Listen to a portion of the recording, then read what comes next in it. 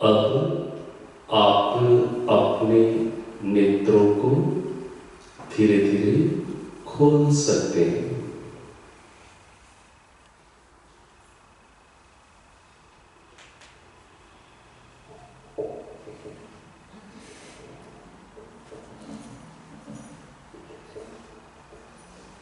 परम पिता परमेश्वर की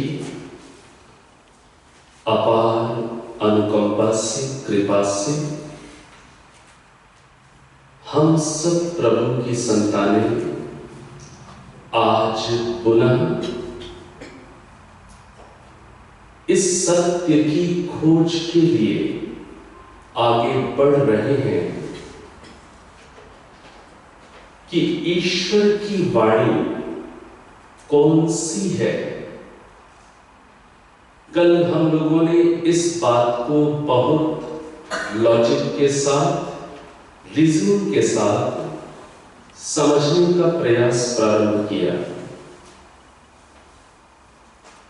मैंने यहां से कल लेक्चर प्रारंभ किया। मैंने एक प्रश्न पूछा था, वेद मीन्स, वेद का मीनिंग क्या है। और फिर हम लोग इस कंक्लूजन में आए थे कि वेद मीन्स डिवाइन नॉलेज। फिर यहां से हम लोग एक चर्चा पर गए, एक यात्रा पर गए कि जो डिवाइन नॉलेज है अर्थात जो ईश्वरीय ज्ञान है, ये हम कैसे प्रूव करेंगे कि कौन सी पुस्तक का, कौन से ग्रंथ का, कौन से स्क्रिप्चर का नॉलेज डिवाइन है, कैसे प्रूव करें। जिन लोगों की वेद पर श्रद्धा है वो कहते हैं कि वेद डिवाइन है। जिनकी श्रद्धा रामायण पर है, गीता पर है, पुराण पर है, कुरान पर है, बाइबल पर है, वो कहते हैं कि वो डिवाइन है। तो जो एक ट्रुथ सीकर होता है उसके सामने तो बहुत बड़ा एक क्वेश्चन आ जाता है कि वो डिवाइन कौन से नॉलेज को माने, कौन से स्क्रिप्चर को डिवाइन माने। इस बात पर कल हमारी ये चर्चा प्रारंभ हुई थी और उस चर्चा में हम लोग काफी अंदर गहरे जा चुके हैं। काफी कुछ पॉइंट्स को हम लोगों ने समझने का प्रयास किया है, लेकिन जिन लोगों ने समझा है वो लोग भी हैं यहाँ पर और कई नए चेहरे भी यहाँ पर। कम से कम मेरे सामने ये जो पहली रो बैठी हुई है तो बिल्कुल नए, कल नहीं है, तो थोड़ा सा उस टॉपिक से इनको परिचित तो कराना पड़ेगा। और भी बहुत लोग पीछे आए हुए हैं और आज अमन अकेले नहीं है, ठीक है? तो थोड़ा सा तो टॉपिक को हमें थोड़ा सा रिवाइज कर लेना चाहिए।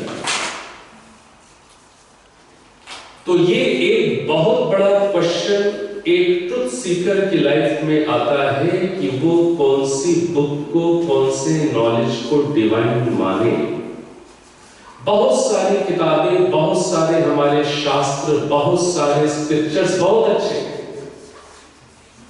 हम सभी स्क्रिप्चर्स की अच्छी बातों का हम सम्मान करते हैं, लेकिन फिर भी यदि ये बात आ जाए कि डिवाइन स्क्रिप्चर कौन सा है, डिवाइन नॉलेज कौन सा है, तब तो उसकी रिसर्च में हमें जाना ही चाहिए, जाना ही पड़ता है। तो कल हम लोगों ने इस बात को समझा कि जो ईश्वर है, परमात्मा है, जिन्होंने इस सारी सुंदर सृष्टि का निर्माण किया है, वो कैसे हैं? वो तो इम्पार्शियल है, पक्षपात रहित। वो अपनी संतानों की बिल्कुल बिना पार्शियलिटी किए वो केयर करेंगे। वो अपना नॉलेज उस समय देंगे जिस समय वो नॉलेज उस समय और आगे से आगे जनरेशन बाय जनरेशन फ्लो होता हुआ, पासान होता हुआ ह्यूमन बींग्स के लिए अवेलेबल होता जाए। इस पॉइंट को समझते हुए हमने ये बात समझी थी कि परमात्मा अपना डिवाइन नॉलेज सृष्टि के प्रारंभ में फर्स्ट ह्यूमन जनरेशन में ही देंगे। ये बात हमने समझी कि जो ईश्वर का जो नॉलेज आएगा वो फर्स्ट ह्यूमन जनरेशन में स्टार्टिंग में आएगा। यदि ऐसा माने कि ईश्वर अपना नॉलेज कभी बीच में दे देंगे, तब एक बहुत बड़ा क्वेश्चन आ जाएगा कि नॉलेज यदि बीच में देंगे तो उससे पहले जितनी ह्यूमन जनरेशंस आई वो तो उस नॉलेज से वंचित रह जाएंगे, डिप्राइव ऑफ हो जाएंगी। तो ईश्वर ऐसा नहीं करेंगे, क्योंकि वो तो सबके ही पालक हैं, सबकी ही जननी है, सबके ही जनक हैं। इसलिए वो अपना नॉलेज फर्स्ट ह्यूमन जनरेशन में स्टार्टिंग में देंगे और वो नॉलेज आगे से आगे पास ऑन होता हुआ जनरेशन बाय जनरेशन वो सारे ह्यूमन बींग्स को अवेलेबल होता रहेगा। ये हमने एक पॉइंट समझा था। अगली चीज ये बहुत महत्वपूर्ण डिस्कशन में आई कि अब ये कैसे प्रूव करेंगे कि सृष्टि के प्रारंभ में फर्स्ट ह्यूमन जनरेशन में कौन सा नॉलेज है। ये बात तो हम एग्री करते हैं कि चूंकि ईश्वर बाय नेचर कैसे हैं, इम्पार्शियल है, जस्ट है, न्यायकारी है, तो वो अपना नॉलेज सृष्टि के प्रारंभ में देंगे। लेकिन कैसे प्रूव करेंगे कि कौन सी बुक का नॉलेज सृष्टि के प्रारंभ में आया, कैसे प्रूव करेंगे? तो उसके लिए हम लोगों ने कुछ टेस्टिंग पैरामीटर्स को समझना प्रारंभ किया था और हमने इस बात को समझा था कि जो नॉलेज फर्स्ट ह्यूमन जनरेशन में आएगा उस नॉलेज में किसी भी प्रकार की ह्यूमन हिस्ट्री नहीं मिलेगी और किसी भी प्रकार की जियोग्राफिकल हिस्ट्री नहीं मिलेगी। ह्यूमन हिस्ट्री नहीं मिलनी चाहिए, उसमें जियोग्राफिकल हिस्ट्री नहीं मिलनी चाहिए। तब इस पर फिर ये पॉइंट रेज हुआ था कि यदि कोई आज व्यक्ति एक बुक लिख दे जिसमें कोई ह्यूमन हिस्ट्री मेंशन ना करे, कोई जियोग्राफिकल हिस्ट्री मेंशन ना करे, हाँ उसमें फैक्चुअल ट्रू नॉलेज को मेंशन कर दे, तो आज लिखी हुई कोई किताब क्या आप डिवाइन मान लेंगे?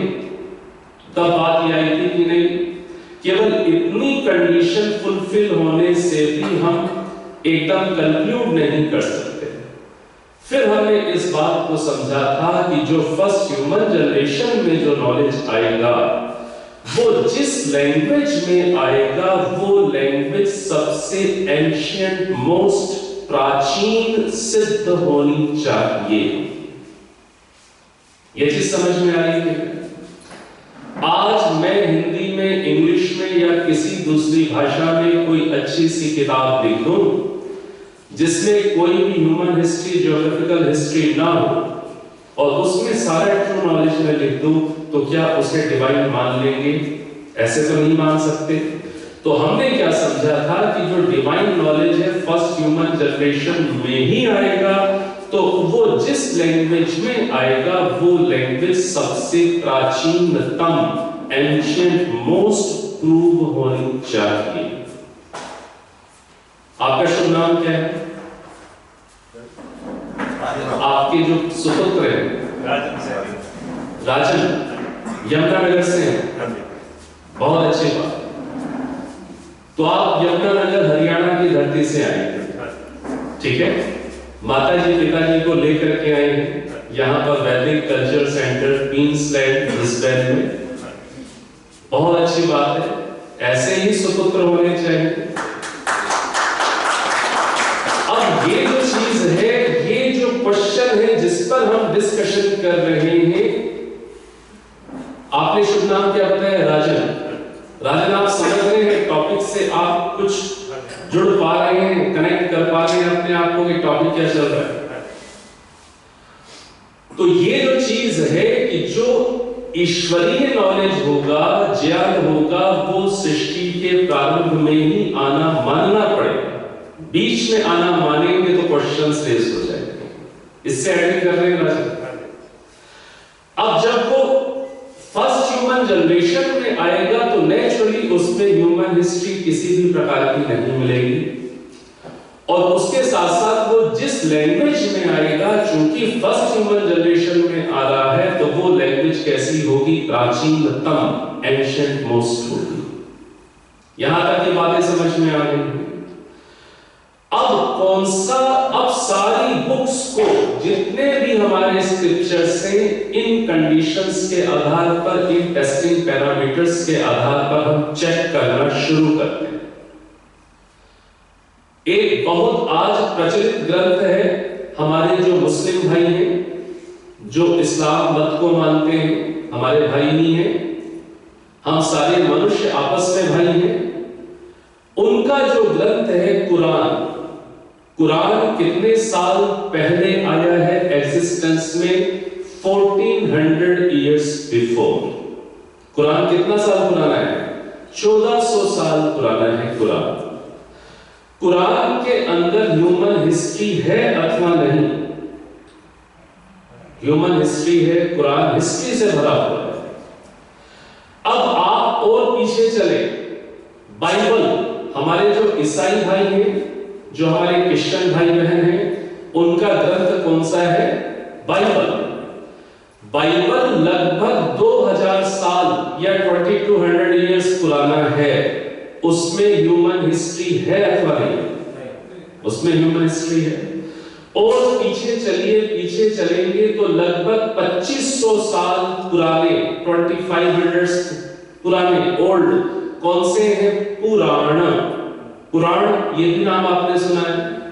ये कितने साल लगभग पुराने प्रूव होते हैं? लगभग 2500 साल पुराने होते हैं। इनमें भी ह्यूमन हिस्ट्री है, इनके अंदर भी ह्यूमन हिस्ट्री है।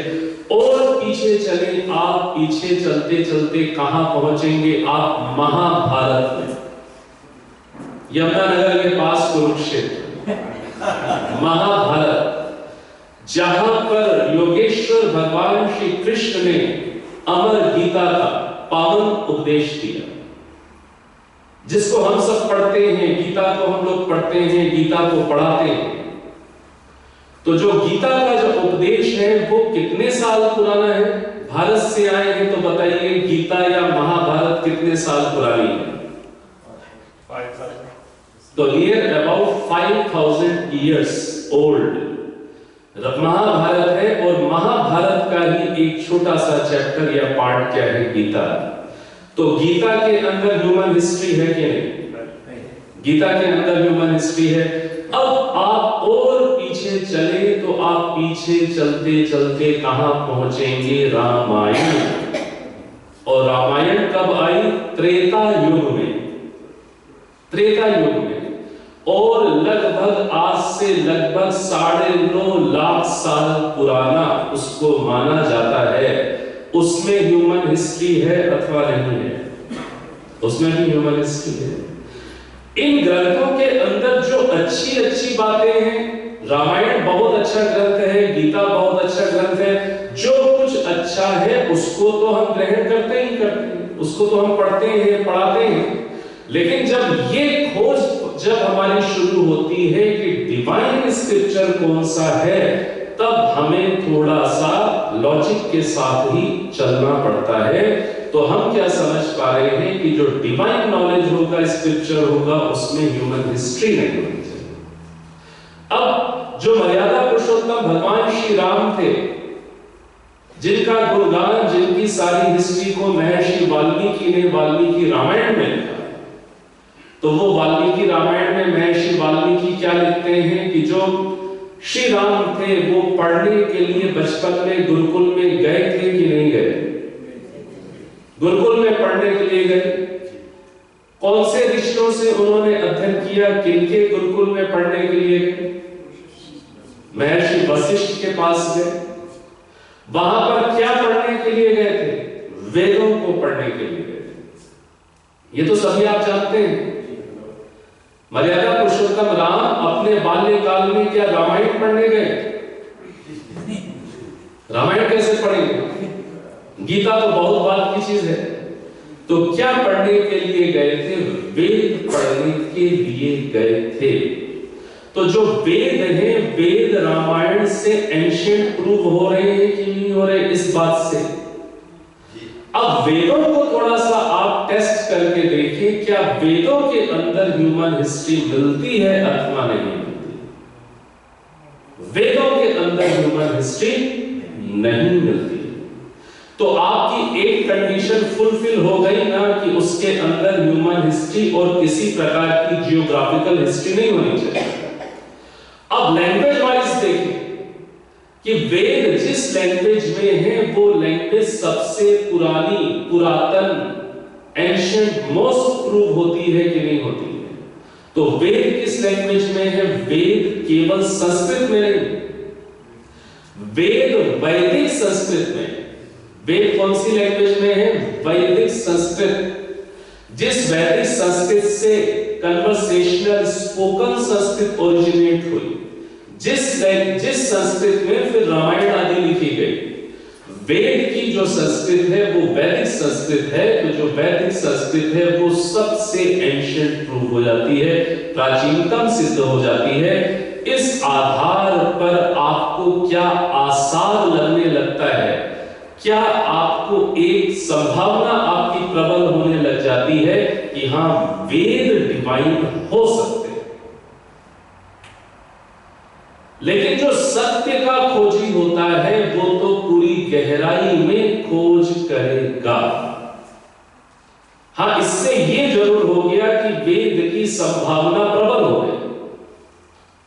तो अब जो सत्य का खोजी होगा वो ये देखेगा कि जब सृष्टि के प्रारंभ में ईश्वर अपना नॉलेज ह्यूमन बीइंग्स के वेलफेयर के लिए देंगे, उस समय वो जो नॉलेज देंगे उसमें फिजिकल साइंसेस भी होनी चाहिए कि नहीं होनी चाहिए? उसमें मेटाफिजिकल साइंस भी होनी चाहिए कि नहीं होनी चाहिए? दोनों टाइप की साइंसेस होनी चाहिए।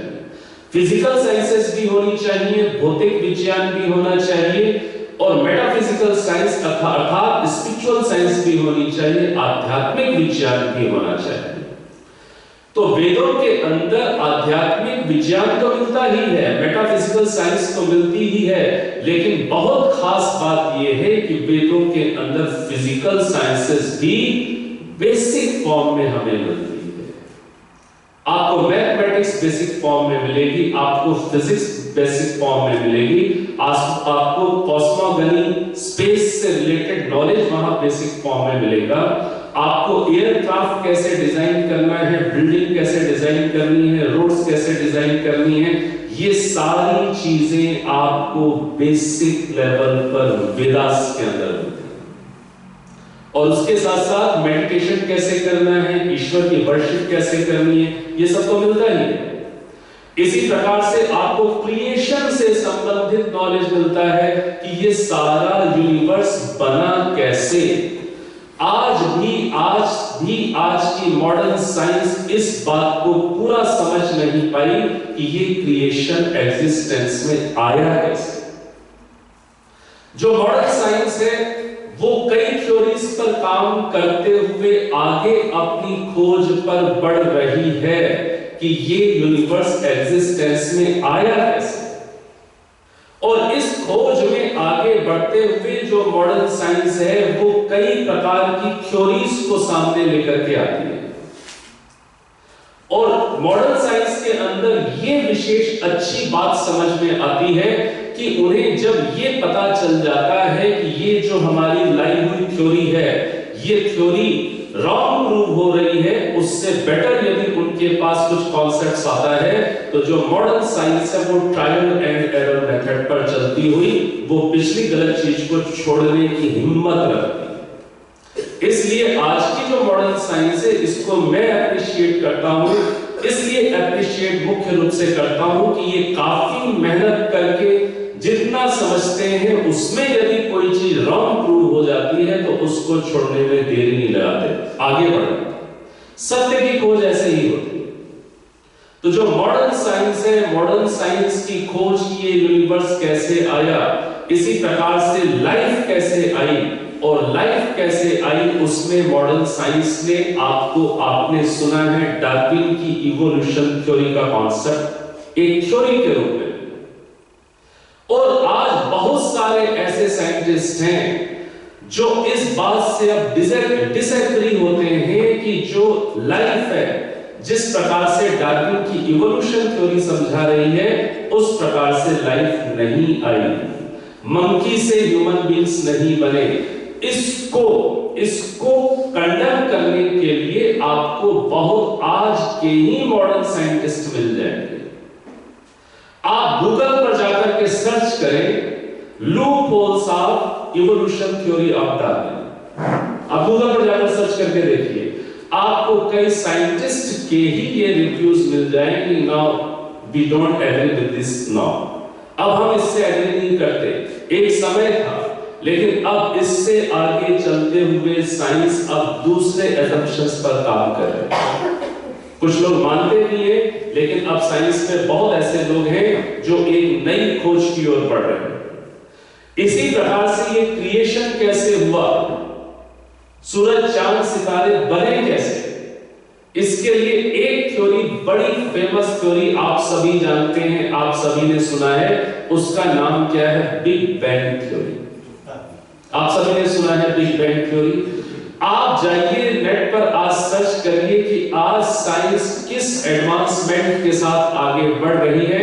आपको कई साइंटिस्ट मिलेंगे जो आज बिग बैंग थ्योरी को भी एक्सेप्ट नहीं करते, साइंटिस्ट मिलेंगे। अब वो साइंस नई कौन सी थ्योरी लेकर के आ रही है? स्ट्रिंग थ्योरी लेकर के।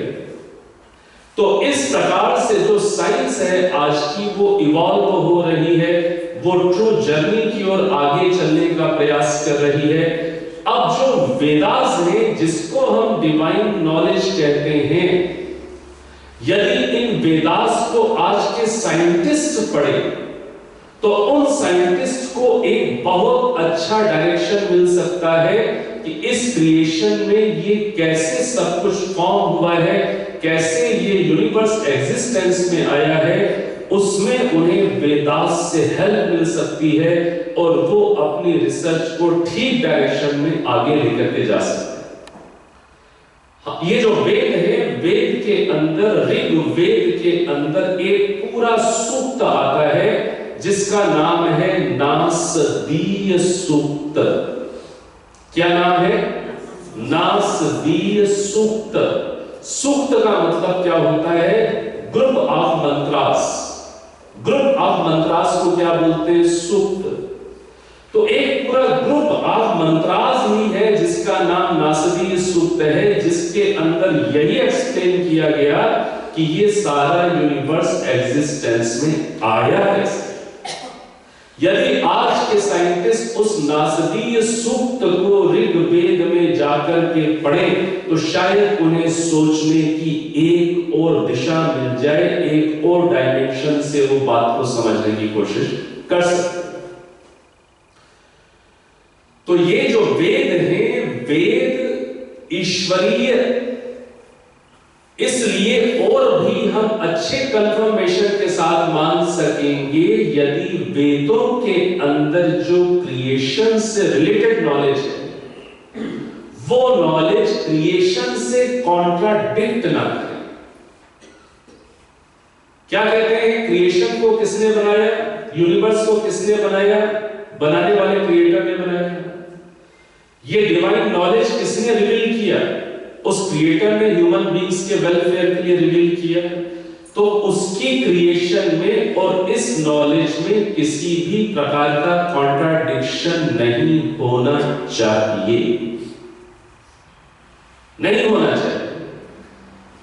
तो आप जब वेदों को जब आप पढ़ते हैं तो वेदों के अंदर आपको क्लियर मेंशन करते हुए मंत्रास एक नहीं कई मिलते हैं, जो मंत्र क्या बोलते हैं कि ये जो पृथ्वी है ये गोल है। ये जो मॉडर्न साइंस है, इस पृथ्वी को कितने साल पहले पता चला राजन जी कि ये गोल है? लगभग 200 साल पहले। बिल्कुल ठीक है, स्वाध्याय करते हैं, ठीक चल रहे हैं। लगभग 200 साल पहले आज की मॉडर्न साइंस को पता चल रहा है कि ये गोल है, इससे पहले नहीं पता। और जो आपका देश जो भारत देश है, इस भारत देश का पुराना नाम क्या था? आर्यावर्त। उस देश के अंदर तो शुरू से ही एक सब्जेक्ट पढ़ाया जाता है जिसको कहते हैं भूगोल। सब्जेक्ट ही है आपका। भू मतलब पृथ्वी, गोल है, उसको हम पढ़ते हैं, उसको हम सीखते हैं, उसका नाम ही भूगोल है। तो ये आपकी जो प्राचीन जो विजडम है, जो वेदों के माध्यम से आप तक आ रही है, वेदों में बहुत सारे मंत्र हैं जो पृथ्वी को गोल प्रूफ करेंगे। वेदों के अंदर बहुत सारे मंत्र हैं जो ये समझा रहे हैं कि पृथ्वी ही सूर्य के चारों तरफ चक्कर लगाती है। ये चीजें भी लोगों को, साइंस को बहुत बाद में पता चल रही है। इसी प्रकार से वेदों के अंदर ल्यूनर इक्लिप्स क्या है, सोलर इक्लिप्स क्या है, सूर्य ग्रहण क्या है, चंद्र ग्रहण क्या है, उसको मेंशन करने वाले मंत्र। बहुत सारी साइंस वेदों के अंदर भरी हुई है। हाँ, वो जो साइंस है वो बिल्कुल फंडामेंटल लेवल पर है, बिल्कुल बेसिक लेवल पर है, और ईश्वर ने ह्यूमन बीइंग्स को इंटेलेक्ट भी दी है। उस बेसिक लेवल के नॉलेज को फिर ह्यूमन बीइंग्स आगे बढ़ाकर और उसे इनहेंस करते हैं। तो कल हम जब इन बातों को जब हमने समझा और प्रूव किया कि डिवाइन नॉलेज तो वेदास को ही आप कह सकते हैं, वेद ही वो स्क्रिप्चर्स हैं जो ईश्वरीय ज्ञान को हम तक पहुंचा रहे हैं। यहां तक कि कल की कुछ बातें हमने समझी, अब इस पर क्वेश्चंस कल हमारे सामने आए। और कौन कौन से कल क्वेश्चंस आए? एक क्वेश्चन ये आया, बहुत अच्छा क्वेश्चन था, कि हमने ये सुना है कि वेद ब्रह्मा जी ने दिए हैं। शब्द बोलते हैं, हमारे दिमाग में एक पिक्चर उभर करके आती है। क्या पिक्चर उभर करके आती है कि एक श्वेत जिनके बाल हैं और जिनकी दाढ़ी भी श्वेत रंग की है, ऐसे ऋषि जैसे, और 4 उनके मुंह हैं। आपने ऐसे पिक्चर देखी कि नहीं देखी? 4 मुख वाले ब्रह्मा जी हमारी अंदर मेमोरी में प्रोजेक्ट होते हैं। तो ये माना जाता है कि ब्रह्मा जी ने वेदों का उपदेश दिया। अब इसको समझने के लिए हमने कल क्या बात समझी थी कि वेद कितने हैं? 4। उन 4 वेदों के नाम कौन कौन से हैं राजन जी? ऋग्वेद, अथर्ववेद, सामवेद। बहुत अच्छा है। और उन 4 वेदों के नाम कल हम लोगों ने सीक्वेंस में याद किए। उन 4 वेदों के नाम सीक्वेंस में, पीछे युवक बैठे हुए कल के लेक्चर में थे हो, आपका शुभ नाम क्या है? आपसे ही पूछ रहा हूं। विनीत। तो विनीत जी 4 वेदों के नाम सीक्वेंस में बता सकेंगे? ऋग्वेद, यजुर्वेद, सामवेद, अथर्ववेद। शाबाश, बिल्कुल इन्होंने ठीक नाम बता दिए हैं। राजन जी सीक्वेंस आप ठीक कर लीजिए। ठीक है। तो ऋग्वेद, यजुर्वेद, सामवेद, अथर्ववेद आपको तो याद ही होंगे। आपको तो याद होंगे। अब याद आ रहे हैं तो पक्का कर लीजिए। आपका ही नाम है ना श्रीमान श्री परमानंद जी। अब परमानंद आपका नाम है, ठीक है ना? तो वेद हमें आनंद तक पहुंचाते हैं, परम आनंद तक पहुंचाएंगे। तो उनके नाम सभी को याद हो जाएं। क्या नाम है? ऋग्वेद, सभी बोलिए। यजुर्वेद, सामवेद, अथर्ववेद। अब कल हमने ये भी समझा था कि इन 4 वेदों का नॉलेज ईश्वर ने सृष्टि के प्रारंभ में 4 ऋषियों के हृदय में दिया। और 4 ऋषियों के नाम विनीत जी बता सकेंगे। अभी राजन जी तो शायद थोड़ा सा दिक्कत महसूस करेंगे। विनीत जी बता दीजिए 4 ऋषियों के नाम सीक्वेंस में। अग्नि ऋषि, वायु ऋषि, आदित्य ऋषि, अंगिरा ऋषि। शाबाश भाई, ताली बजाइए। तो अब ये नाम सीक्वेंस में याद कर ले। सभी बोलिए अग्नि ऋषि। देखिए मैं नाम याद करा रहा हूं इसलिए कि मैं फिर आपके पास अभी आऊंगा पूछने के लिए। इधर भी आ सकता हूं, ठीक है, इधर भी आ सकता हूं। लेकिन क्या डरना है? डरना चाहिए? चलिए बोलिए अग्नि ऋषि, वायु ऋषि, आदित्य ऋषि, अंगिरा ऋषि। ये गुड़िया आई हुई है, इसका नाम क्या है? आर्या। अरे भाई अब तो ये आर्य फैमिली लग रही है कुछ। ठीक है। तो अग्नि ऋषि, वायु ऋषि, आदित्य ऋषि, अंगिरा ऋषि। घबराइए नहीं, ऐसे डरिए नहीं। डरा दूंगा तो क्या होगा हमारा। ठीक है। तो 4 वेद कौन कौन से हैं? ऋग्वेद, यजुर्वेद, सामवेद, अथर्ववेद। 4 ऋषियों के नाम अग्नि ऋषि, वायु ऋषि, आदित्य ऋषि, अंगिरा ऋषि। इसी सीक्वेंस में यदि आपको नाम याद हो जाए और आपसे कोई पूछ ले कि बताइए सामवेद कौन से ऋषि को दिया? सामवेद कौन से ऋषि को दिया? सामवेद आदित्य ऋषि। यदि आपको नाम सीक्वेंस में याद होंगे तो आप फटाफट उत्तर देंगे। नाम एक बार और दोहरा देता हूं, ध्यान से सुनिए। आपकी मेमोरी कैसी है? बहुत अच्छी। कैसी है मेमोरी? कैसी है आपकी? बोलिए बहुत अच्छी। बोलिए कैसी है? बहुत अच्छी। व्यक्ति अपने मन के अंदर कुछ मेंटल ब्लॉक्स लेकर के चलता है और उसमें एक ये भी होता है कई लोगों के अंदर कि भाई हमारी स्मरण शक्ति अच्छी नहीं है। यदि आप अपने आप को ये ऑटो सजेशन दें कि आपकी मेमोरी बहुत अच्छी है, मेमोरी पावर आपकी बहुत अच्छी है, तो आप देखिए आपका माइंड कैसे आपको हेल्प करेगा फटाफट चीजें याद करने के लिए। तो ऋग्वेद के बाद कौन सा वेद है? यजुर्वेद। यजुर्वेद के बाद कौन सा है?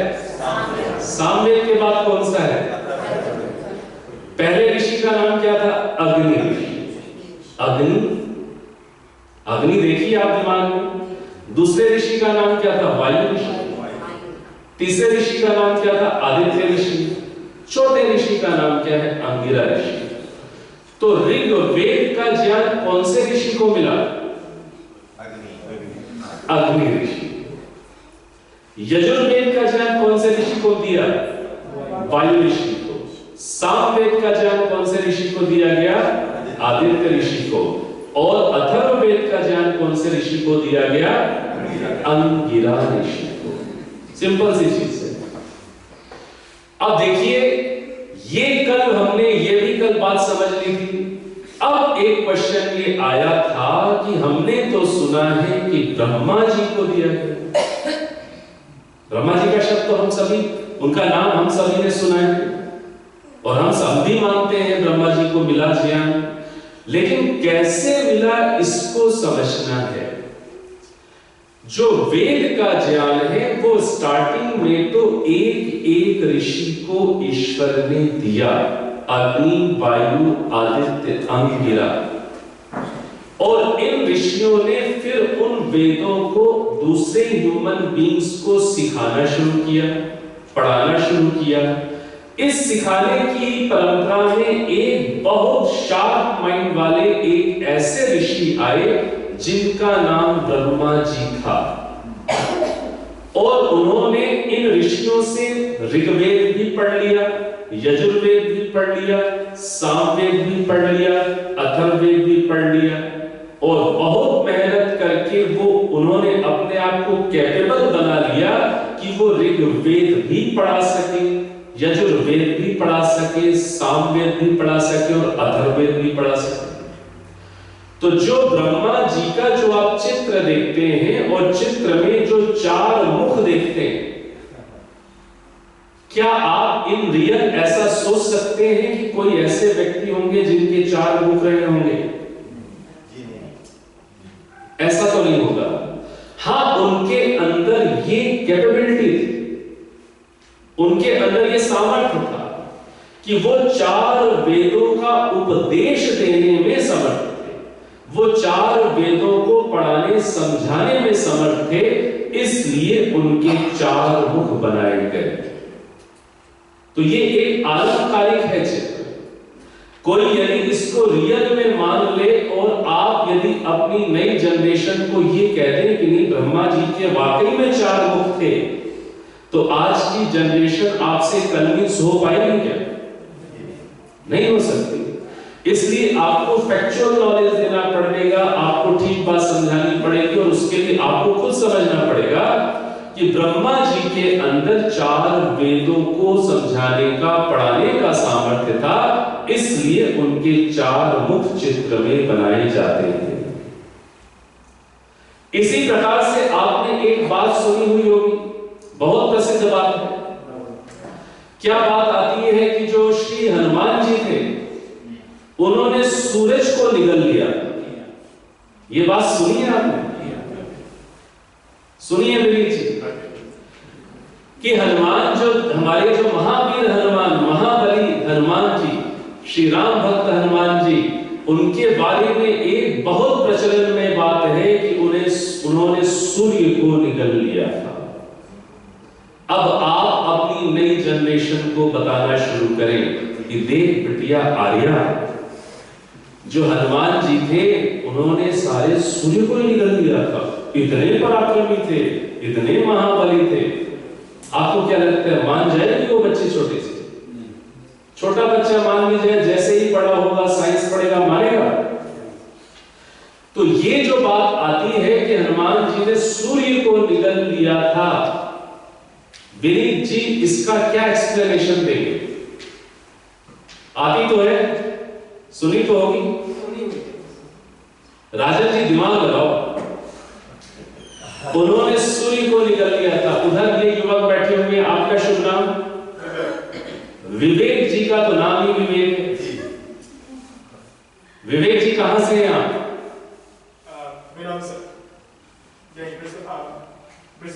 ब्रिस्बेन से। तो यहीं के बॉर्न एंड ब्रॉट अप हैं? नहीं, इंडिया। इंडिया में कहां से हैं? अहमदाबाद। अहमदाबाद। तो ये तो हमारे गुजरात प्रदेश के हैं, ठीक है। तो अब इन्होंने भी क्या पढ़ा है, सभी ने, पीछे भी युवक बैठे हुए हैं, पीछे भी बैठे हुए हैं, ठीक है। हनुमान जी ने सूर्य को निगल लिया, इसका कौन अर्थ बताएंगे? श्री मूल जी के भी सुपुत्र बैठे हुए हैं घर में, जिनके मैं आज गया था, बैठे हुए। Are you getting me? Do you understand Hindi? Okay. So how would you like to explain that Hanuman ji निगल गए सूर्य को? और कोई नहीं देगा तो बस अमन जी, फिर आपके पास आऊं। हाँ जी, पीछे जो युवक बैठे हैं, हनुमान जी सूर्य को निगल गए थे, इसका एक्सप्लेनेशन क्या देंगे आप अपनी यंग जनरेशन को? ये बैठी हुई है बहनें हमारी, बहुत भजन अच्छा गाती है ये। तो हनुमान जी सूर्य को निगल गए, क्या समझाएंगे बताइए परमानंद जी? क्वेश्चन तो आएगा कि नहीं आएगा? क्वेश्चन आएगा। इस चीज को समझ लीजिए, आप में से कितने लोगों ने कश्मीर फाइल्स का नाम सुना है? कश्मीर फाइल्स का नाम सुना है? आप में से कितनों ने कश्मीर फाइल्स देखी है? देखी है मूवी कश्मीर फाइल्स? देखी है। चलिए दूसरी मूवी की बात करें, द केरला स्टोरी का कितनों ने नाम सुना है? सभी ने सुना है द केरला स्टोरी? आप लोगों ने द केरला स्टोरी मूवी देखी है? नहीं देखी तो जल्दी देखिए। आप क्या वेट कर रहे हैं कि नेटफ्लिक्स में आ जाए तो देखेंगे? द केरला स्टोरी मूवी को आप जल्दी देख लीजिए। बीनी जी देखी कि नहीं देखी? यूट्यूब पर सर्च करो है। राजा जी देख ली? ठीक है, देखी कि नहीं देखी? जल्दी से देखिए, जल्दी देखिए और अपने लोगों को जल्दी दिखा दीजिए। जल्दी दिखाइए लोगों को, टाइम नहीं है। जब आप उस मूवी को देखेंगे द केरला स्टोरी को, तब आपको समझ में आएगी बात कि जो इतना बड़ा जिसे कहते हैं कन्वर्जन चल रहा है, उस कन्वर्जन के पीछे सबसे मेन कारण है कि हमने, आपने अपनी जो यंग जनरेशन है उनको बातें लॉजिक और साइंस के आधार पर नहीं समझी। जो मतावलंबी हैं, जो मतांतर वाले लोग हैं, वो जब ये आपके बच्चे से प्रश्न करेंगे जो यूनिवर्सिटी में पढ़ता है, जब आपकी बेटी से प्रश्न करेंगे जो यूनिवर्सिटी में है या जो ईयर 12 में या ईयर 11 में पढ़ रही है, जब उससे प्रश्न करेंगे कि ये बताओ आपके यहाँ ये बात कही जाती है कि हनुमान जी सूरज को निगल गए, क्या आप इस बात को मानते हैं? क्वेश्चन कर सकता है कोई व्यक्ति आपके बच्चों से कि नहीं कर सकता? कर सकता है। अरे करते हैं। आप अपने बच्चों को बहुत जल्दी से जल्दी आप उनको आर्य समाज, ठीक जहां पर लॉजिकल आंसर्स मिलेंगे वहां से जल्दी जोड़ें। आप अपने बच्चों को जल्दी से जल्दी सत्यार्थ प्रकाश पढ़ाएं, तभी बच्चे सुरक्षित हैं। यदि आपके बच्चों का कोई मित्र उनसे कहे कि आप ये बताएं कि ईश्वर एक है कि अनेक, ईश्वर एक है कि अनेक? एक। अगला क्वेश्चन, भगवान एक है कि अनेक?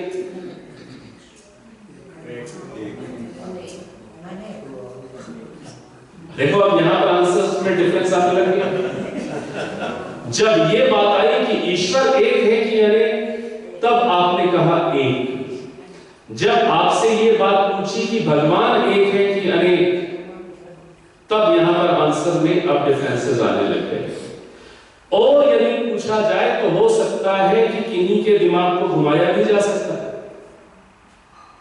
धर्म एक होता है कि अनेक, मत एक होता है कि अनेक, अनेक। ये चीजें आपको हमें मिल करके अपने बच्चों को जल्दी से, बहुत जल्दी आपको पक्की करानी पड़ेगी। द केरला स्टोरी में जो घटना घटी है, जिन उन 4 युवतियों ने यदि सत्यार्थ प्रकाश पढ़ा होता, क्या पढ़ा होता? सत्यार्थ प्रकाश। उन पूछने वालों का दिमाग ठीक करके उन्हें वैदिक धर्मी बना दिया होता। ये चीज समझ में आ रही है क्या? The Kerala story 4 college students की कहानी पर बेस्ड है, जो ट्रू हिस्टोरिकल फैक्ट्स पर है। ट्रू हिस्टोरिकल फैक्ट्स क्या है कि कॉलेज के अंदर दूसरे मत की युवती उनके पीछे पड़ती है प्लानिंग के साथ, और उनसे ऐसे क्वेश्चन कर करके उन्हें ये रियलाइज कराती है कि जो कुछ भी आपका धर्म है या मत है वो लॉजिकल नहीं है। और इस तरीके से क्वेश्चन पर क्वेश्चन उनके ऊपर करती है कि वो आंसर्स नहीं दे पाते, क्योंकि उनकी अपब्रिंगिंग उस तरीके की हुई ही नहीं। उनको वैल्यूज, उनको आपका जो भी वैदिक धर्म है, आज जो एक अलग तरीके से आप बोलते हैं हिंदू, जो भी आपका रिलीजन है, उसको लेकर के उन्हें एजुकेट किया ही नहीं गया। तो जब एजुकेट नहीं किया गया, लॉजिकल ढंग से उनको फैक्ट समझाए ही नहीं गए, तब अब वो अपनी फ्रेंड्स को आंसर नहीं दे पा रही हैं। फ्रेंड्स को आंसर जब दे नहीं पा रही है, तो वो फ्रेंड धीरे से उन्हें ट्रैक करके धीरे से प्लानिंग के साथ मुस्लिम बना देती है। ये स्टोरी है सारी की सारी, जो हिस्टोरिकल फैक्ट्स के ऊपर बेस्ड है। यदि उन युवतियों ने सत्यार्थ प्रकाश पढ़ा होता, यदि आर्य समाज से जुड़ी हुई होती, तो आर्य समाज और सत्यार्थ प्रकाश को पढ़ने वाले लोगों में यह सामर्थ्य होता है कि वो किसी भी बात को अच्छे से एक्सप्लेन कर सकते हैं और गलत बातों का उत्तर देकर उनको भी ठीक रास्ते में ला सकते हैं। उनको जो सत्य, जो वैदिक, जो मानवता पर बेस्ड जो धर्म है, उसका उन्हें अनुयायी बना सकते हैं। इसलिए हमें अपनी जनरेशंस की सुरक्षा के लिए आपको हमें सत्यार्थ प्रकाश जल्दी से जल्दी पढ़ लेना चाहिए। आपने पढ़ा है? यह है सत्यार्थ प्रकाश, ये पुस्तक, इसका नाम क्या है? सत्यार्थ प्रकाश। इसके ऑथर कौन है? महर्षि दयानंद सरस्वती जी, जो आर्य समाज के फाउंडर हैं। और महर्षि दयानंद सरस्वती जी ने आर्य समाज को कब फाउंड किया? कब फाउंड किया? कब फाउंड किया? गूगल पे सर्च करने लग गए आप लोग।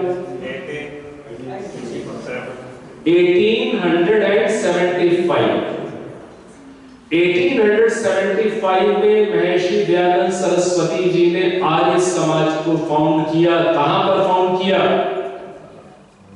कहां पर फाउंड किया? कहां पर फाउंड किया? मुंबई में फाउंड किया।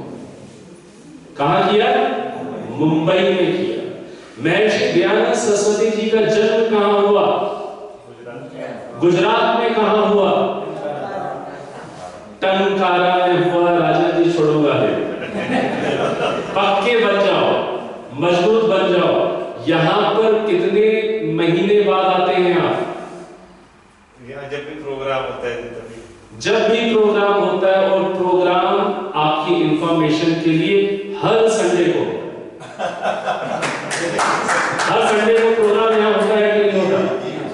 संडे काम होता है, मेरा वीरवार छुट्टी होती है, इसलिए थोड़ा नहीं। संडे को आपका काम क्या नाइट में भी होता है? नाइट में नहीं होता है।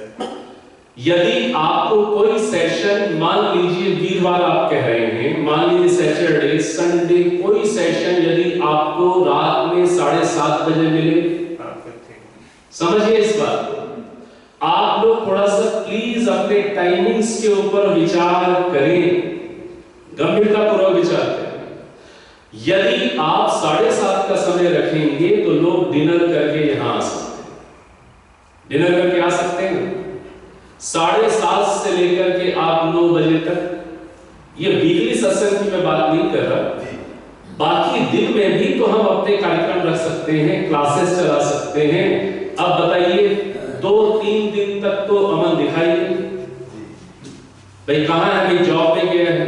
अब आपने टाइम रख दिया, क्या टाइम रख दिया, शाम को 5 बजे। तो शाम को 5 बजे एक जॉब करने वाला व्यक्ति कैसे आ सकता है? लेकिन यदि 7:30 बजे यदि ये कार्यक्रम हो, जो भी हमारे दूसरे दिन में चली है क्लासेस, 7:30 बजे अमन पॉसिबल है कि नहीं? आ सकते हैं। तो 7:30 बजे संडे का टाइमिंग आप अपने हिसाब से देखिए, लेकिन बाकी आप कार्यक्रमों का समय 7:30 बजे से है। कई लोग आप आएंगे जॉब करने वाले। तो महर्षि दयानंद सरस्वती जी की ये जो पुस्तक है सत्यार्थ प्रकाश, इसको जल्दी से पढ़ें। आपको पता है इस किताब के बारे में कि पहली बार पता चला? First time. नहीं, वो बोल रही फर्स्ट टाइम। देखिए बोल रही फर्स्ट टाइम, ठीक है। सत्यार्थ प्रकाश आपके पास है? विनीत जी, सत्यार्थ प्रकाश है? अहमदाबाद सत्यार्थ प्रकाश है? तो ये सत्यार्थ प्रकाश इनको कहां से अवेलेबल हो सकती है? और कोई व्यक्ति यदि बुक को जब पढ़ता है, स्टडी करता है, तो वो अंडरलाइन भी करना चाहता है, क्वेश्चन मार्क भी लगाना चाहता है। पढ़ाई तो ऐसे ही होती है भाई। तो उसके लिए इनके पास अपनी किताबें होनी चाहिए। तो अपनी किताबें आप तक पहुंच पाए, इसके लिए कुछ आप अपने विक्रय विभाग में भी किताबें रखें।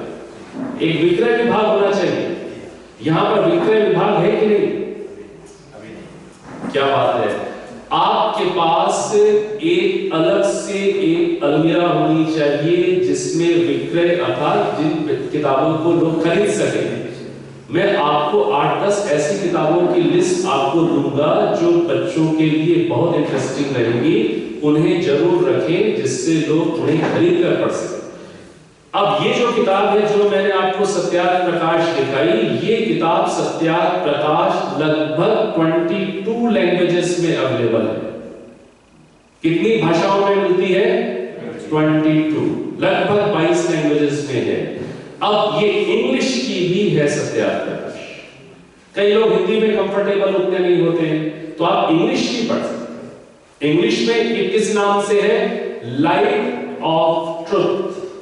लाइट ऑफ ट्रुथ, इसको आप पढ़ें। गुजराती में है, मराठी में है, बहुत सारी भाषाओं में है, लगभग 22 भाषाओं में सत्यार्थ प्रकाश है। ये वो किताब है जिस किताब को पढ़ने के बाद आपको खुद धर्म क्या है, अध्यात्म क्या है, ईश्वर क्या है, वेद क्या है, ये संसार कैसे बना है, सारी बेसिक चीजें आपको क्लियर हो जाएंगी।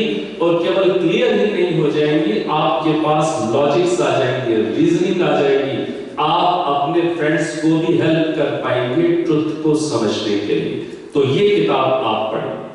महर्षि दयानंद सरस्वती जी की एक दूसरी किताब, इसका नाम है ऋग्वेदादि भाष्य भूमिका।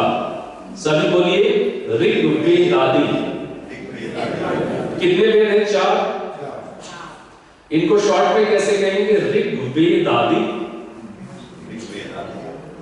शॉर्ट में कहेंगे ना ऋग्वेद आदि। समझ में आ गई? तो ऋग्वेद आदि ये शब्द याद हो गया कि नहीं हो? अब ये ऋग्वेद आदि मतलब जो 4 वेद हैं, इनके ऊपर भाष्य महर्षि दयानंद सरस्वती जी ने करना शुरू किया। तो ऋग्वेद आदि के ऊपर जो भाष्य किया ऋषि दयानंद ने, उसका प्रीफेस लिखा, उसकी भूमिका लिखी। जब भी आप कोई किताब पढ़ते हैं, उस किताब में आपको स्टार्टिंग में प्रीफेस मिलता है कि नहीं मिलता? भूमिका मिलती है कि नहीं मिलती? उस भूमिका को पढ़ने से फिर आपको थोड़ा सा अंडरस्टैंड करने में किताब को सहूलियत हो जाती है, और उस भूमिका के अंदर एक अच्छा ऑथर, उस किताब को आप कैसे पढ़ें, उस किताब में आपको क्या क्या मिलेगा, काफी बेसिक चीजें 3, 4, 5 पेजेस में समझा देते हैं। अब ये जो वेद है, वेदों के, ये वेदों का प्रीफेस लिखा है, भूमिका लिखी है, जो अपने आप में ही एक बुक बन गई। तो वेदों को आप सोचें कि हम सीधा ये वेद उठाएं और सीधे पढ़ लें, समझ में आ जाएगा? आप ले रहे थे ना फोटो, ठीक है? आप सीधे वेदों को उठाएं और आप पढ़ लें, मोटा मोटा समझ पाएंगे। वेदों को आप सीधा उठा करके पढ़ने पर बहुत सुपरफिशियल लेवल पर समझेंगे, इसलिए वेद को आप सीधा पढ़ने की जगह आपको ये किताब पहले पढ़नी पड़ेगी, क्योंकि ये उनका प्रीफेस है, जो कमेंट्री है, जो भाष्य है, उसकी भूमिका है। तो ये किताब पढ़ेंगे फिर वेद को पढ़ेंगे, ठीक है? तो ये जो बुक है ऋग्वेद आदि भाष्य भूमिका, इस बुक के अंदर, वेदों के अंदर फिजिकल साइंसेस कहां पर है, स्पिरिचुअल साइंस कहां पर है, उन सब की डिटेल। वेदों के अंदर मैथमेटिक्स के मंत्र कहां है, वेदों के अंदर टेलीग्राफी के मंत्र कहां पर है, वेदों के अंदर एयरक्राफ्ट डिजाइनिंग के मंत्र कहां है, इसमें दिए हुए हैं, इसमें दिए हुए हैं। मैं यदि आपसे ये प्रश्न करूं कि रामायण के समय में आपने पुष्पक विमान का नाम सुना है कि नहीं सुना? सुना है रामायण काल में पुष्पक विमान? कहते हैं कि जो लंकाधीश, जो रावण जी थे, उनका विमान था वो पुष्पक विमान। और जब मर्यादा पुरुषोत्तम भगवान श्री राम ने लंका विजय कर, और जब उन्हें वापस अयोध्या आना था और समय कम था, तब वो कैसे आए थे अयोध्या वापस? पुष्पक विमान में। तो पुष्पक विमान की बात तो आपने रामायण सीरियल या बुक्स के आधार पर आपको पता है। यदि आपसे ये क्वेश्चन किया जाए कि इस मॉडर्न इरा का सबसे पहला एयरक्राफ्ट किसने डिजाइन किया और किसने उड़ाया, क्या आंसर है आपके पास? Wright brothers? No way. ये बोल रहे हैं, देखो नारेबाजी शुरू कर रहे हैं। क्या किसने उड़ाया, आपके पास क्या आंसर है? Wright brothers? अब ये कह रहे हैं नो नो, ये है, ये देखिए। अब किसने उड़ाया इसको समझिए, आपको समझ में आएगी बात कि आपके ये जो वेदास हैं, जो आपके हैं, ये वेदास केवल हिंदुओं के नहीं है। कई बार लोग ऐसा सोचते हैं ये केवल हिंदुओं के स्क्रिप्चर से, नहीं, ये जो वेदास है ये मनुष्य मात्र के हैं, मनुष्य मात्र के लिए है ये नॉलेज। ईश्वर ने जो अपना नॉलेज दिया, क्या केवल हिंदुओं के लिए दिया? ऐसा नहीं है। ईश्वर ने जो अपना नॉलेज दिया है वो ह्यूमन बीइंग्स के लिए दिया है, मनुष्य मात्र के लिए दिया है। तो ये जो वेदास हैं ये हिंदू भी पढ़े, आर्य तो पढ़ते ही हैं, हिंदू भी पढ़े, हमारे मुस्लिम भी पढ़े, ईसाई भी पढ़े, सिख, बौद्ध, जैन सब पढ़े, सब के लिए ये नॉलेज है। तो जो वेद है, आपको क्या पता है कि राइट ब्रदर्स ने आज की इस मॉडर्न इरा में सबसे पहले विमान एयरक्राफ्ट्स बनाए और उसको उड़ाया, ये फैक्ट नहीं है। राइट ब्रदर्स ने 1903 में राइट ब्रदर्स ने विमान को बनाया था, उड़ाया था। राइट ब्रदर्स से 8 इयर्स बिफोर, कितने साल पहले? 8 साल, 8 इयर्स बिफोर, एक वैदिक साइंटिस्ट जिनका नाम था पंडित शिवकर बापूजी तलपदे। क्या नाम था? पंडित, बोलिए, पंडित शिवकर बापूजी तलपदे। महाराष्ट्रियन थे, मराठी भाई थे। तो पंडित शिवकर बापूजी तलपदे ने राइट ब्रदर्स से 8 साल पहले मतलब 1895 में, राइट ब्रदर्स ने 1903 में, और पंडित शिवकर बाबूजी तलपदे ने 8 साल पहले 1895 में मुंबई के चौपाटी बीच पर, मुंबई सुना है सभी ने? मुंबई में एक बड़ा फेमस बीच है, आज मूल भाई मुझे लेकर के गए और मूल भाई ने कहा कि अरे भाई आप यहां पर आए हैं तो भाई गोल्ड कोस्ट जरूर देखना चाहिए। तो मैं मूल भाई का बहुत धन्यवाद करता हूं, ये मुझे गोल्ड कोस्ट दिखाने ले गए और कहां लेकर के गए, सीधे गए स्पिट। तो मैंने पूछा भाई ये गोल्ड कोस्ट में ये स्पिट, गोल्ड कोस्ट, ये स्पिट नाम क्यों रखा? क्वेश्चन आएगा कि नहीं आएगा? हर चीज पर क्वेश्चन आना चाहिए। आप गए हैं स्पिट, गए हैं तो क्वेश्चन आएगा कि भाई इसका नाम स्पिट गोल्ड कोस्ट क्यों है? तो क्या आंसर है? मैं तो नया आया ना, आप मुझे बताएं कि उसका नाम स्पिट क्यों है? बताइए। राजेंद्र जी ने देखा है? देखा तो है। क्वेश्चन आएगा कि नहीं आएगा? तो चलिए अब पुरानों के पास चलते हैं। यहां born and brought up, Brisbane में बॉर्न एंड ब्रॉट अप है, फिजी में है, कितने साल हो चुके हैं यहां पर? 33 इयर्स, ठीक है, 23 इयर्स हो चुके हैं, ना जाने कितनी बार गए हैं, तो बताइए उसका नाम स्पिट क्यों? कभी पूछा? कभी क्वेश्चन आया कि नहीं आया? क्वेश्चन आया? क्वेश्चन किस किस के दिमाग में ये आया कि इसका नाम स्पिट क्यों है? आज ही आया, मेरा को आज ही आया। और वो क्वेश्चन भी किसने किया आपसे? तो भाई इसका नाम स्पिट क्यों है? अब आप सब तो ब्रिस्बेन वासी हैं, यहीं रह रहे हैं, गोल्ड कोस्ट आपके बिल्कुल पड़ोस में है, तो आप सब देखने जाते हैं, तो स्पिट क्यों है उस जगह का नाम स्पिट गोल्ड कोस्ट? आज ही ये मूल भाई के दिमाग में क्वेश्चन आया क्योंकि मैंने उनसे पूछा और उन्होंने आंसर भी अच्छा दिया। आंसर तो दे दिया था आपने। क्या करें जब किसी को भारत कोई आया है गेस्ट, उसको आप घुमाने ले जा रहे हैं, वो पूछेगा कि नहीं पूछेगा? तो इन्होंने विचारों ने अपनी जैसे तैसे इज्जत बचा तो ली उस समय।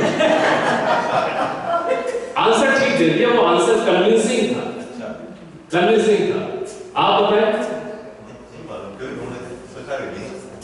सोचा भी नहीं, ठीक है, तो इस पर जरूर सर्च करिएगा। आंसर हम लोगों ने ढूंढ लिया है लेकिन यहां बताएंगे। आपकी रिसर्च होनी चाहिए कि नहीं होनी चाहिए? आपने दिखाया कि नहीं दिखाया? स्पिट दिखा दिया, घुमाना शुरू कर दिया, ठीक है। तो चलिए अब इस चीज को समझें। हर चीज की गहराई में जाना है तो ऋग्वेद आदि भाष्य भूमिका के माध्यम से हम किस बात को समझ रहे हैं कि जो पहला एयरक्राफ्ट इस मॉडर्न एरा का, वो पंडित शिवकर बापूजी तलपदे ने 1895 में मुंबई के चौपाटी बीच पर, यहां से बात आई गोल्ड कोस्ट पर। मुंबई बहुत फेमस है, आप लोगों ने नाम सुना है, वहां पर भी एक बहुत अच्छा बीच है, चौपाटी बीच बहुत फेमस है। मूवीज में, हिंदी मूवीज में आप लोगों ने कहीं ना कहीं देखा है, ठीक है। वहां पर उन्होंने पब्लिक के सामने, और उस पब्लिक में दो बहुत रिनाउंड लोग थे। कौन कौन थे? एक थे बड़ौदा के राजा गायकवाड़, बड़ौदा स्टेट रही है गुजरात में, उसके जो उस समय राजा थे वो गायकवाड़ राजा थे, सियाजी गायकवाड़ उनका नाम था। और एक बहुत अच्छे स्कॉलर, उनका नाम था महादेव गोविंद रानाडे।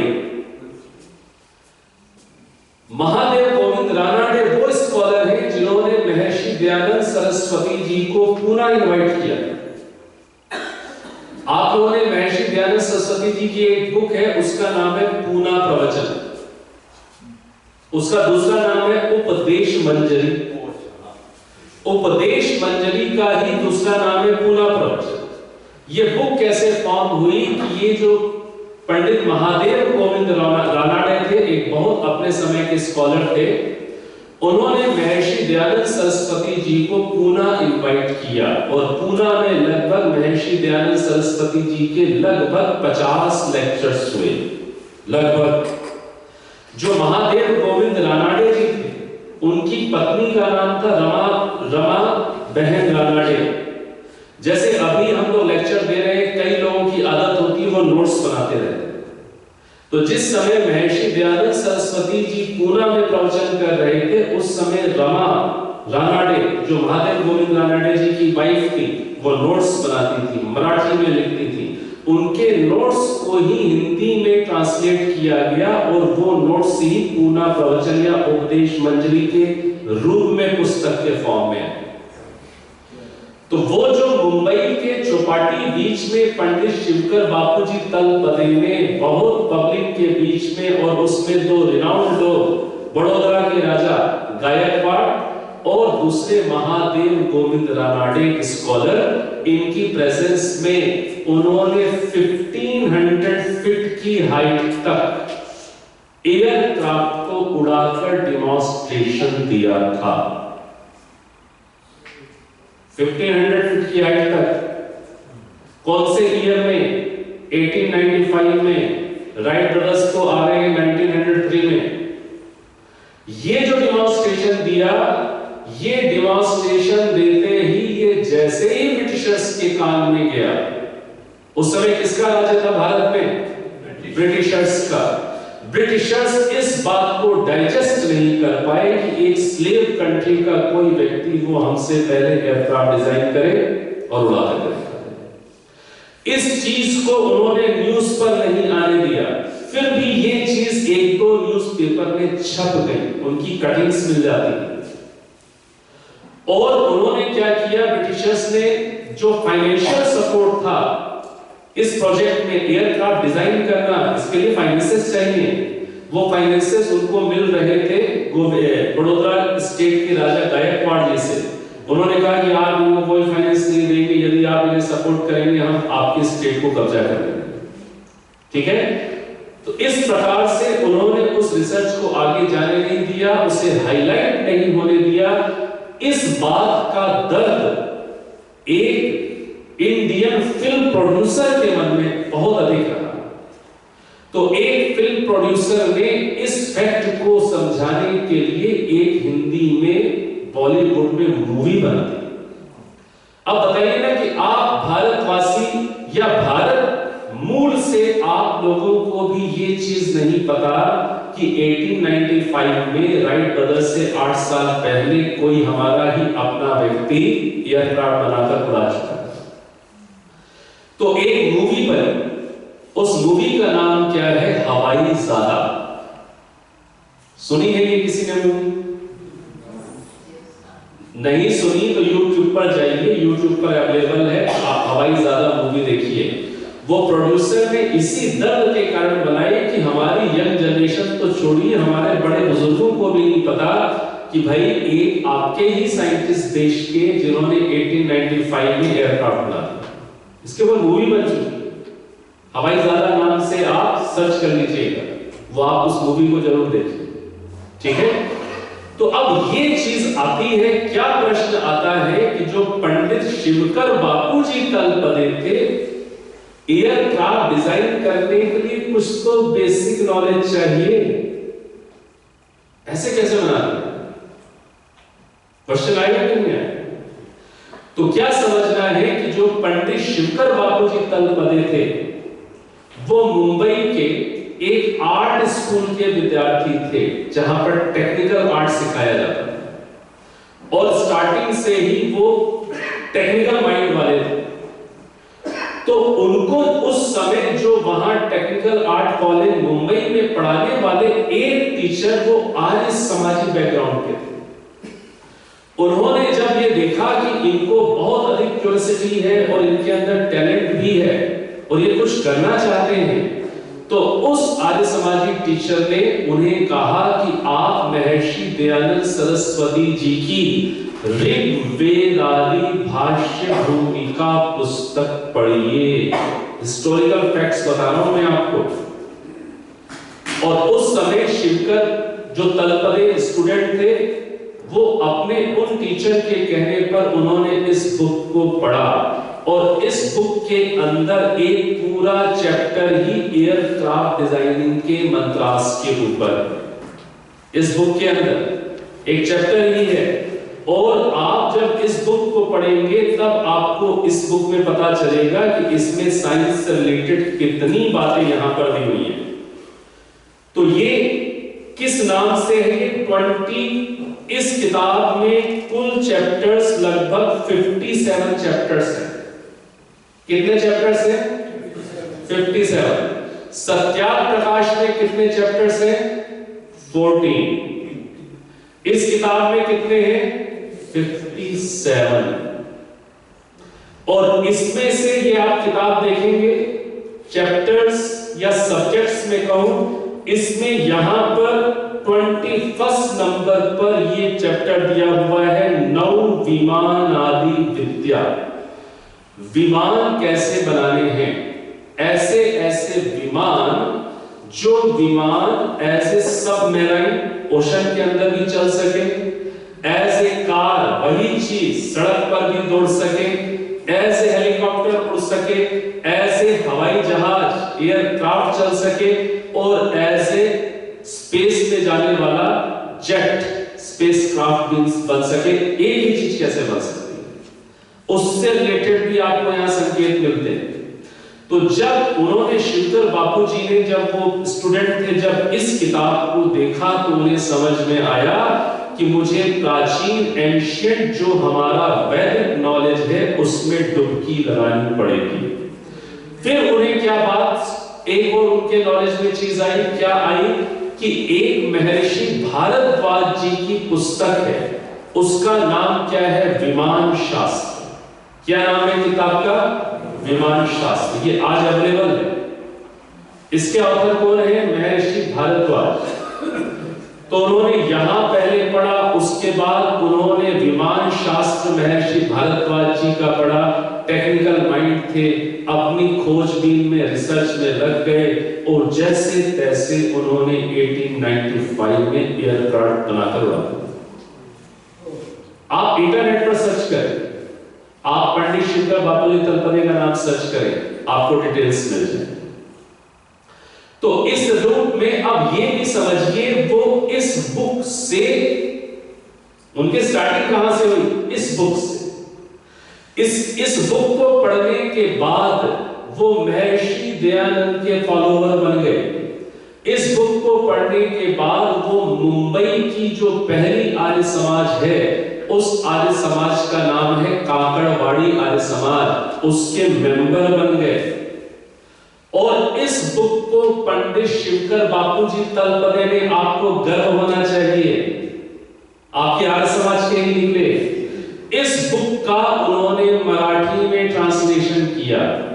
इस बुक का ट्रांसलेशन उन्होंने मराठी में किया, और उन्होंने ऋग्वेद का जो प्रथम सूक्त है उसके ऊपर भाष्य किया।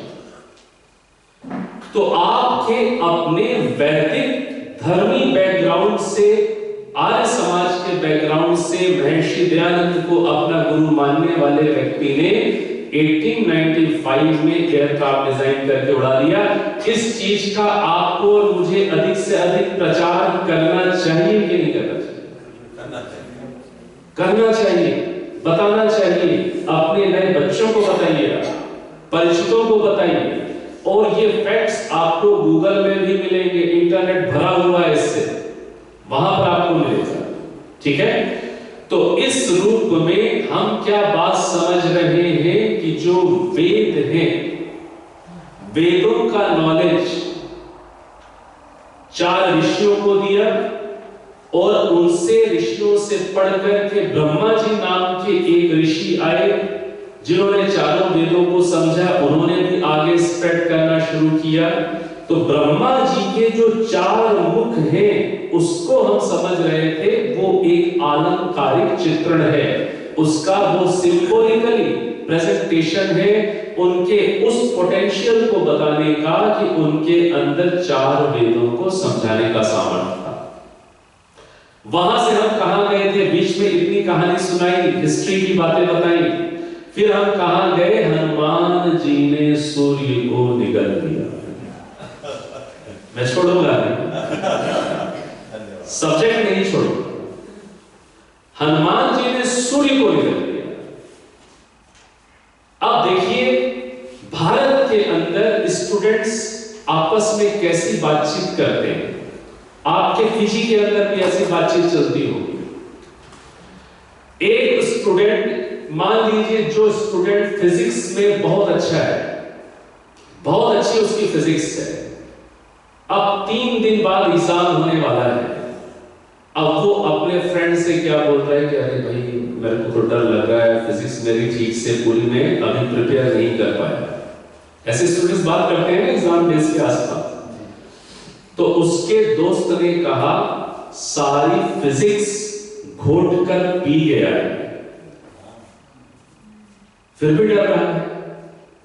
ऐसे सेंटेंस यूज होते हैं कि सारी फिजिक्स को घोट करके पी, आप किस बात का डर है, क्यों डर रहा है, अच्छा होगा तो कमांड है फिजिक्स के ऊपर।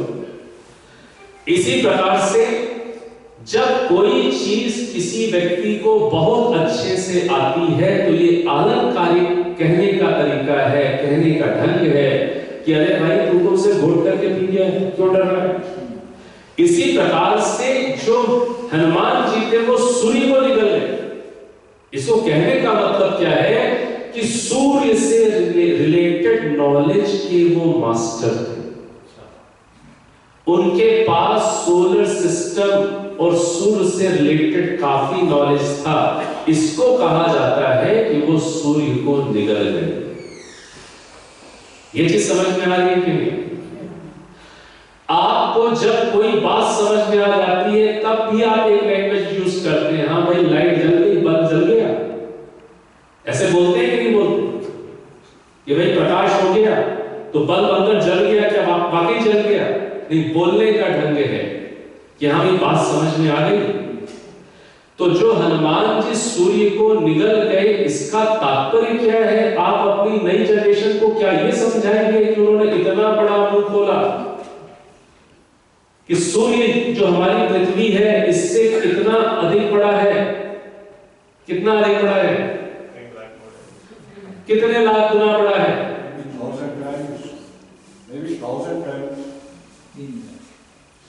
कितने लाख गुना बड़ा है? गूगल पे सर्च करना जल्दी से। सूर्य पृथ्वी से लाखों गुना बड़ा है। इतना बड़ा जो सूर्य है उसको निगल गए। ये आप बच्चे को बताएंगे, फिर उसका कोई मुस्लिम फ्रेंड, कोई ईसाई फ्रेंड आपके बच्चे को क्वेश्चन करके फंसाएगा कि नहीं फंसाएगा? कोई नहीं फंसा सकता है कि नहीं फंसा सकता? तो आपको ये जो फैक्ट्स है बचपन से ही क्लियर करने पड़ेंगे कि इसका मतलब क्या होता है, उससे रिलेटेड नॉलेज पर मास्टरी। उसको कहा जाता है कि वो फिजिक्स को घोट कर पी गया, उसको कहा जाता है कि वो सूर्य बन गया। ये चीज समझ में आ रही है? ये एक्सप्लेनेशन आपको लॉजिकल लगता है? ये अंदर जाता है? ऐसे आपको अपनी नई पीढ़ी को समझाना पड़ेगा। ठीक है, तो आज समय मेरे विचार से आपका यही था कि 7:30 बजे तक। तो अभी तो हमारे कल के भी क्वेश्चंस अभी कई सारे रह रहे हैं, लेकिन नई नई बातें सुनने को, जानने को मिलती है कि नहीं? नई नई बातें हैं, नई नई इंफॉर्मेशन है। तो कल का जो हमारा दिन है उसको जरूर आप आइए। कल तो प्रचार का अंतिम ही दिन है, रविवार का दिन है। उसमें हम इसी टॉपिक पर बहुत कुछ है जानने के लिए, बहुत कुछ है समझने के लिए। इस टॉपिक पर ही हम आगे और गहरी चर्चा करेंगे और लाइफ में आप इन 2 पुस्तकों को पढ़ने का विचार जरूर करें, सत्यार्थ प्रकाश और ऋग्वेदादि भाष्य भूमिका। इनको पढ़ने के लिए जरूर योजना बनाएं। ये किताबें बिल्कुल जैसे फिजिक्स है, फिजिक्स पढ़ने में दिमाग लगाना पड़ेगा कि नहीं लगाना पड़ेगा? फिजिक्स पढ़ते हुए नींद आ सकती है कि नहीं आ सकती? कठिन होती है कोई चीज तो नींद आएगी, कोई स्टोरी तो है नहीं। ऐसे ही ये किताबें हैं, ये कोई स्टोरीज वाली किताबें नहीं है, कोई किस्सा कहानी वाली मोटी मोटी नॉलेज देने वाली किताबें नहीं है। ये ऋषियों की वाणी है, इसके अंदर बड़ा गहरा नॉलेज है। तो इसको अपनी ओर से पढ़ने की कोशिश करें, साथ में पेन लेकर के बैठे और सबसे पहले आप इस बुक का सत्यार्थ प्रकाश को सबसे पहले पढ़िएगा। सबसे पहले सत्यार्थ प्रकाश का प्रीफेस पढ़िए, भूमिका। जब भी कोई किताब पढ़ते हैं सबसे पहले उसकी भूमिका पढ़नी चाहिए। तो इसकी सबसे पहले क्या पढ़ेंगे? भूमिका। उसके बाद फिर आप चाहें तो सीधे 7th चैप्टर पढ़ लें। 7th, 8th और 9th चैप्टर बहुत अच्छे से पढ़ेंगे तो आपके अंदर जो प्रश्न हैं उन प्रश्नों के उत्तर आपको मिलेंगे। पूरी किताब पढ़िएगा, लेकिन 7th, 8th और 9th चैप्टर बहुत इंपॉर्टेंट है, उसको गहराई से पढ़ें। और आपको जहां बातें समझ में नहीं आती हैं वहां क्वेश्चन मार्क करें। यहां पर आए या कोई हम जैसे लोग कहीं बाहर से आते हैं तो उनका सत्संग करें, उनसे अपने क्वेश्चंस के आंसर्स करें। ठीक है? क्वेश्चंस तो अभी भी होंगे आपके अंदर बहुत सारे, उन सारे क्वेश्चंस के आंसर आपको यहां मिलेंगे। ठीक है? तो कल हम लोग फिर इसी टॉपिक पर गहरे जाएंगे, इस चर्चा को आगे लेकर के जाएंगे और कल आपके क्वेश्चंस को भी लिया जाएगा, उन पर भी डिस्कशन करेंगे। ठीक है? चलिए, आप सबका बहुत बहुत धन्यवाद। बहुत धैर्य के साथ इतनी देर तक आप शांति के साथ बैठ करके सुन पाए, आप सबका बहुत बहुत आभार। बहुत बहुत धन्यवाद आचार्य जी, बहुत सुंदर से आपने हम लोग को दिया। जोरदार तालियों से हम